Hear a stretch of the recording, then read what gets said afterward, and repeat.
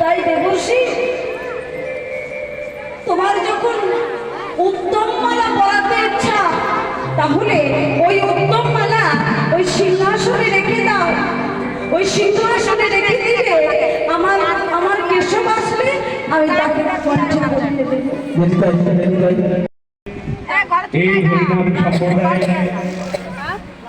যে লীলা কীর্তনটি পরিবেশন করছে কুঞ্জবিলাস রায় কিশোরী, সেই লীলা কীর্তনটি শুনে আমাদের কমিটির আমাদের মায়েরা, যাদের অংশগ্রহণ না থাকলে এতটা সুন্দর আমাদের এই অনুষ্ঠানটি আমরা করতে পারতাম না, সেই মায়েদের পক্ষ থেকে অন্তরের সামান্য ভালোবাসা দিয়ে আমাদের কীর্তনিয়া দিদিকে বরণ করে নিচ্ছেন আমাদের কমিটিরই মায়েদের একজন শ্রীমদ্দা উন্নতি দাস।